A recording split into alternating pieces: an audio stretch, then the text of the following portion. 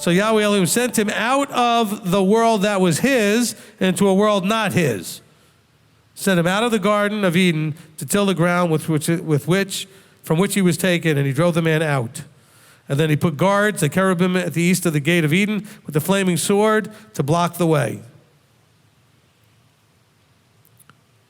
So this was the beginning of man living in a world not his. It's nothing new.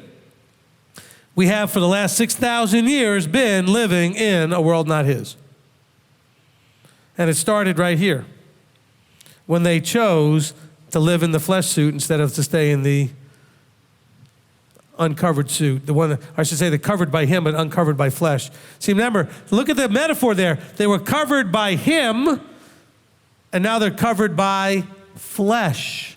They left the world of his to be in the world of flesh.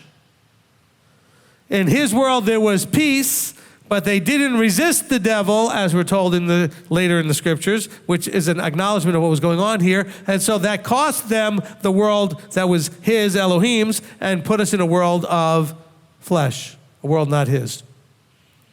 Told you this was going to be cool. All right? This is really, really important stuff. This is where it all begins. This is how it starts. It starts with a wrong thinking process that then emotions get, you heard me teach this before? Here's the first time. A thought was allowed to be dwelled upon because after Hasatan put the thought, now bear in mind, I'm sure she had these thoughts already. I'm sure she walked by the tree and looked at it and said, I don't get it. That thing looks good. It looks like the fruit looks great to eat. Because all of you have looked at trees and seen fruit and said, I would never eat that on a bet. Another fruit that you say, I bet you that tastes great. It looks wonderful. It just looks delicious. It looks good for you. And so I'm sure she had these thoughts, trying to understand. I mean, if you were the only beings alive and there was only one rule officially that you knew about, which is not to eat of this tree, wouldn't you maybe think, as a child, as soon as your parents made rules for you, one of the things that you did was say, well, why? Why can't I do that? Isn't that the first thought you had as a kid? Every time your parents said, don't do this and don't do that for the first time they said it, your brain said, well, why not? Why not? Why can't I do that? If you're a parent, you've heard that question 1,000 times a day. Well, why not? Why? Why can't I? Why not? Why shouldn't I? What's the problem? What's the big deal? Then as they get to be teenagers, they put more words to it. Well, I don't understand. What's the big deal? Why can't I do that? So here you have, I'm sure that they had that thought, but now he crystallizes the thought Hasatan does for her to think about it, to meditate on it. And she looks at the tree and she goes, well, yeah, it looks good. And, it's the tree of the knowledge of good and evil. That sounds like something I should want, to know good and evil and whatever. And then he says, you know that the reason Elohim did this is so he would keep you from becoming like him.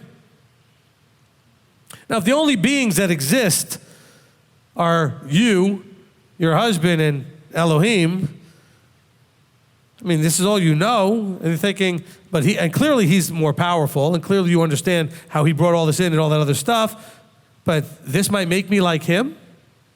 Oh, you're just trying to keep something away from me that you know is going to make me like you. So she thinks about it now, she's thinking about it and meditating on it and dwelling on it. It doesn't say how long that took, but she's looking at the tree and she's really thinking about this stuff. And guess what? The emotions are stirring up. Well, why would he keep that from me? That wasn't right. Why would if he wants all these good things for me, if it's good for me, why wouldn't I want it? But all these thoughts, the jealousies, the envies, the wanting and desiring and the cravings and all that's happening. So the emotions are going to manifest an action. She reaches out, grabs it, and eats it. Now, I'm sure she had these thoughts before, but they didn't manifest into anything because there was never any emotion to it. Her emotions were into trusting the Creator. Now we got someone popping that bubble a little bit saying, have you really considered why he said it? I mean, the conversation may have gone more along those lines. Well, sure, he said that, but is that what he meant? Well, why did he say it? Don't you know that he only said it because he's trying to scare you so that you don't have what he has? He's just trying to keep something good from you.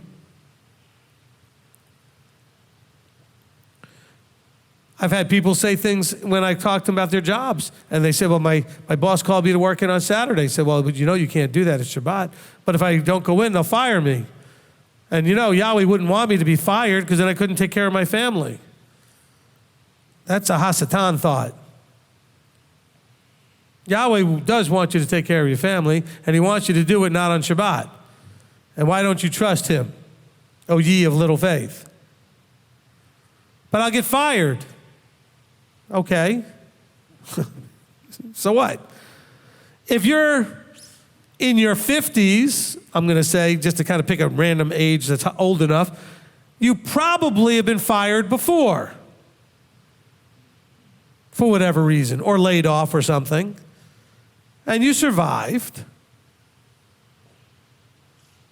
You've been unemployed before and you survived. Not everybody, but most people probably have had these experiences.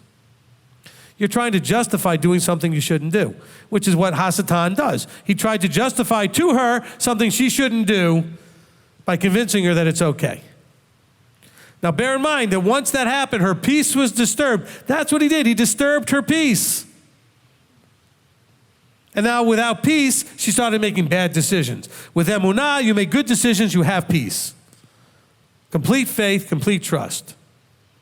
And so just again, to say this again, their choices, which equates to mankind's choices, cause them or us to be placed in a world not his, a place where no peace, a place with no peace. And we're returning at some point to ultimately the garden.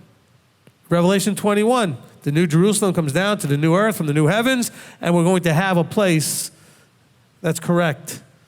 And the tree of life is still going to be there in the middle.